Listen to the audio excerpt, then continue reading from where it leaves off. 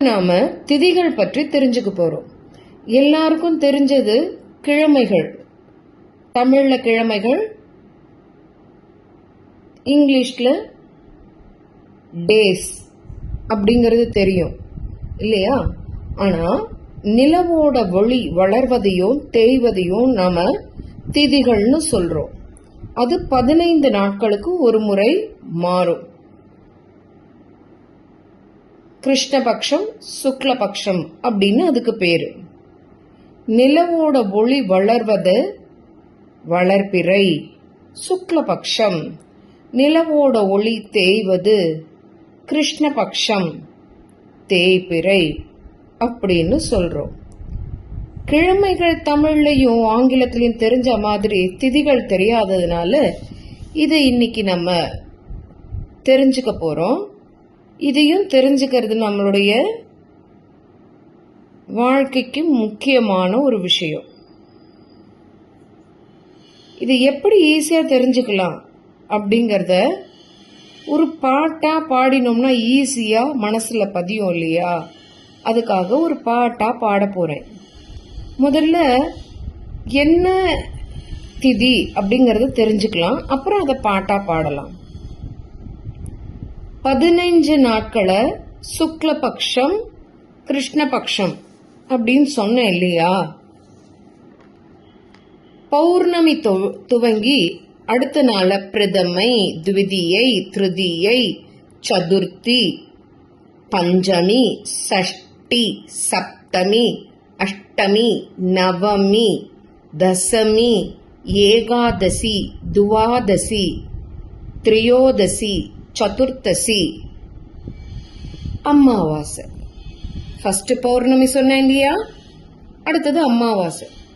அமாவாசை முடிஞ்சு திரும்பவும் பிரதமை, த்விதியை, திருதியை அப்படின்னு. ஆனா நம்ம இந்த பிரதமை, த்விதியை சொன்னா திரும்ப திரும்ப அதையே சொல்ற மாதிரி தெரியும். அதுக்காக தான் நம்ம பெரியோர்கள் என்ன பண்ணிருக்காங்கன்னா, பௌர்ணமி துவங்கி வர பிரதமைய கிருஷ்ணபக்ஷ பிரதமை, கிருஷ்ணபக்ஷ த்விதியை அப்படின்னு கிருஷ்ணபக்ஷங்கிற வேர்ட முன்னாடி சேர்த்து பிரதமை, த்விதியை, திருதியை அப்படின்னு சொன்னாங்க. அமாவாசைக்கு அப்புறம் சுக்லபக்ஷ பிரதமை, சுக்லபக்ஷ த்விதியை அப்படின்னு சொன்னாங்க. இதேதான் வளர்பிறை, தேய்பிறை. கிருஷ்ணபக்ஷம், சுக்லபக்ஷங்கிறது வளர்பிறை, தேய்பிறை தான். ஆனா பேர் என்ன? சுக்லபக்ஷம், கிருஷ்ணபக்ஷம் அப்படின்னு. இதுதான் நம்ம இப்ப என்ன பண்ண போறோம்? ஒரு பாட்டா பாட போறோம். பாடலாமா? நிலவின் ஒளி கிரணம் வளர்வதும் தேய்வதும் திதிகள் என்றே அழைக்கப்படும். அவை இருபட்சமாக வழங்கப்படும். நிலவின் ஒளி கிரணம் வளர்வதும் தேய்வதும் திதிகள் என்றே அழைக்கப்படும். அவை இருபட்சமாக வழங்கப்படும். கிருஷ்ணபக்ஷம் என்பது தேய்பிறையாகும். சுக்லபக்ஷம் என்பது வளர்பிறையாகும். கிருஷ்ணபக்ஷம் என்பது தேய்பிறையாகும். சுக்லபக்ஷம் என்பது வளர்பிறையாகும். நிலவின் ஒளி கிரணம் வளர்வதும் தேய்வதும் திதிகள் என்றே அழைக்கப்படும். கிருஷ்ணபக்ஷம் முதல் நாள் பௌர்ணமியாகும். அதன் துவக்கம் பிரதமை என்பது முதல் நாளாகும். கிருஷ்ணபக்ஷம் முதல் நாள் பௌர்ணமியாகும்.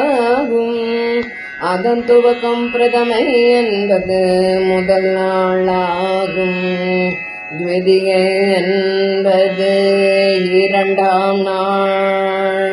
திருதியை என்பது மூன்றாம் நாள்.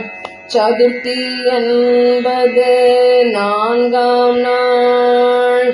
பஞ்சமி என்பது 5ஆம் நாள், சஷ்டி என்பது 6ஆம் நாள், சப்தமி என்பது 7ஆம் நாள், அஷ்டமி என்பது 8ஆம் நாள், நவமி என்பது 9ஆம் நாள், தசமி என்பது 10ஆம் நாள், ஏகாதசி என்பது 11ஆம் நாள், துவாதசி என்பது 12ஆம் நாள், திரையோதசி என்பது 13ஆம் நாள், சதுர்தசி என்பது 14ஆம் நாள், சுக்லபக்ஷம் முதல் நாள் அமாவாசையாகும். இதன் துவக்கம் தொடங்கிதானே வளர்பிறையாகும். சுக்லபக்ஷம் முதல் நாள் அமாவாசையாகும். இதன் துவக்கம் தொடங்கிதானே வளர்பிறையாகும்.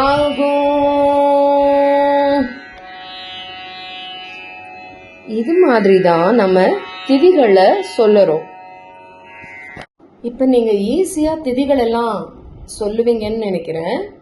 இப்போ உங்களுக்கு ஈஸியா தமிழ் மாதங்களை எப்படி ஞாபகம் வச்சுக்கலாம் அப்படிங்கறத அடுத்த வீடியோல சொல்லலாமா?